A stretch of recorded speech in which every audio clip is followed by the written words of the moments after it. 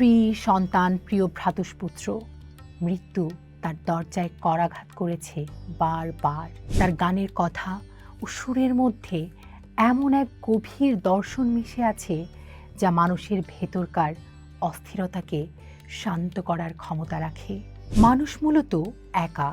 এই গান আমাদের কান্নার ভাষা দেয়। তার গান হলো সেই হৃদয়ের অব্যর্থ ঔষধ।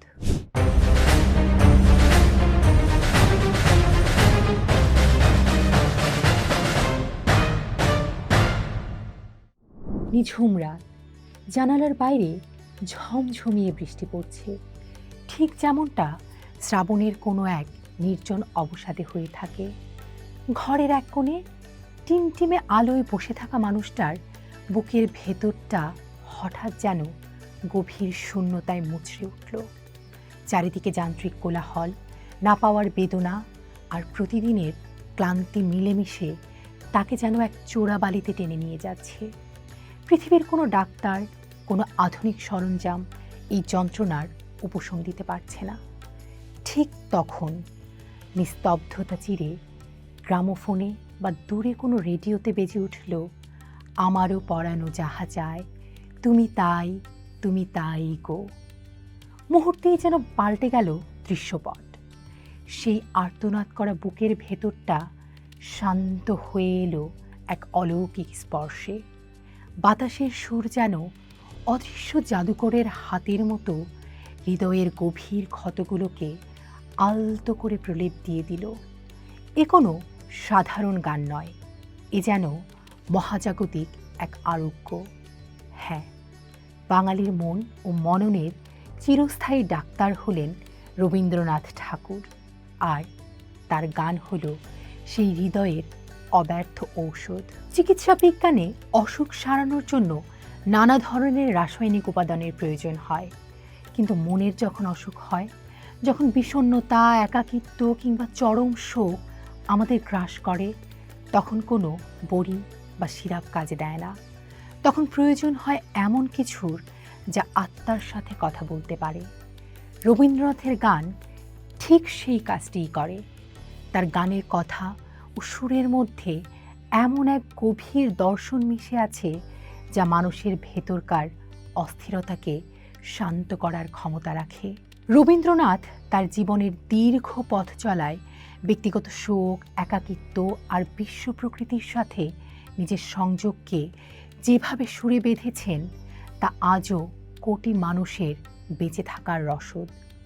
যখন মানুষ প্রেমে ব্যর্থ হয়, যখন কেউ প্রিয়জনকে হারায়, অথবা যখন জীবনের মানে খুঁজে পায় না, তখন রবীন্দ্রনাথের সুর তাকে কানে কানে বলে যায়, আছে দুঃখ, আছে মৃত্যু, বিরহ দহনু লাগে, তবুও শান্তি, তবুও আনন্দ, তবুও অনন্ত জাগে। এই যে সান্ত্বনা, এই যে জীবনের প্রতি ইতিবাচক দৃষ্টিভঙ্গি, এটাই সবচেয়ে বড় ঔষধ। মানুষ মূলত একা। ভিড়ের মাঝেও আমরা অনেক সময় ভীষণ নিঃসঙ্গ বোধ করি। এই নিঃসঙ্গতা যখন অসুখের মতো আমাদের কুঁড়ে কুঁড়ে খায়, তখন রবীন্দ্রনাথ হয়ে ওঠেন আমাদের সবচেয়ে কাছের বন্ধু। তার পূজা পর্যায়ের গানগুলো আমাদের শেখায় পরমেশ্বরের কাছে নিজেকে সঁপে দিয়ে কিভাবে প্রশান্তি লাভ করা যায়, আর প্রেম পর্যায়ের গানগুলো বিরহের জ্বালাকে এক শৈল্পিক সুষমা দেয়। রবীন্দ্রসঙ্গীত আমাদের শেখায় একা থাকা মানেই নিঃসঙ্গতা নয়, একা থাকা মানে নিজের ভেতরকার অসীমকে খুঁজে পাওয়া। যখন কোনো গভীর রাতে ঘুম আসে না, উদ্বেগে হাত পা ঠান্ডা হয়ে আসে, তখন যদি কানে বেজে ওঠে, মাঝে মাঝে তব দেখা পাই, চিরদিন কেন পাই না, তখন মনে হয় আমাদের মনের অব্যক্ত কথাগুলোই তিনি শত বছর আগে লিখে দিয়ে গেছেন।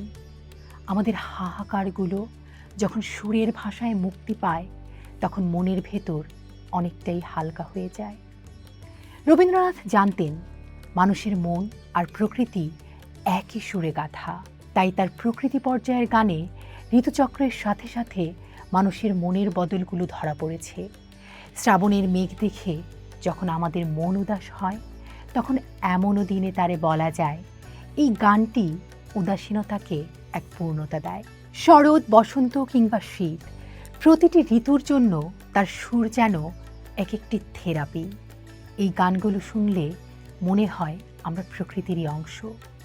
আমাদের দুঃখগুলো ঋতুর মতো পাল্টে পাল্টে যায়, ঋতুর মতোই সাময়িক। এই বোধটুকু জাগিয়ে তোলাই হলো রবীন্দ্রসঙ্গীতের প্রধান নিরাময় ক্ষমতা। রবীন্দ্রনাথ নিজের জীবনে একের পর এক প্রিয়জনকে হারিয়েছেন। স্ত্রী, সন্তান, প্রিয় ভ্রাতুষ্পুত্র।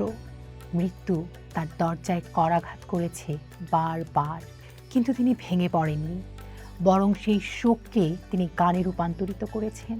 তাই আজ যখন আমাদের আপন কেউ চলে যায়, তখন আমরা আশ্রয় খুঁজি আগুনের পরশমণি ছোঁয়াও প্রাণে এই গানটিতে।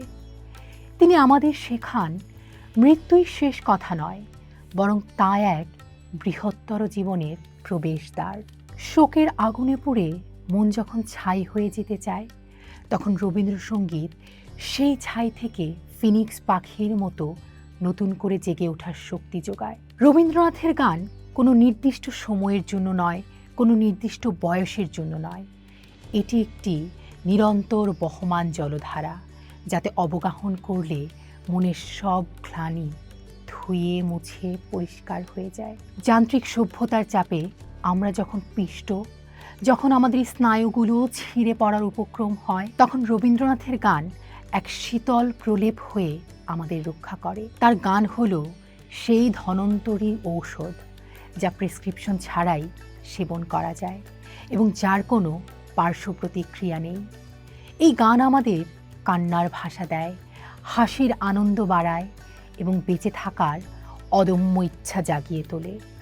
যতদিন পৃথিবীতে আবেগ থাকবে, যতদিন মানুষের মনে ঝড় উঠবে, ততদিন রবীন্দ্রনাথের গান চিরকালীন মনোচিকিৎসক হিসেবে আমাদের পাশে থাকবে।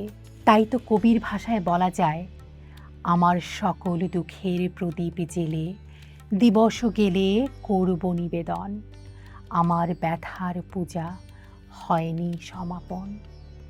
এই ব্যথার পূজা আর সুরের মূর্ছনাই আমাদের সুস্থ রাখার শ্রেষ্ঠ মন্ত্র।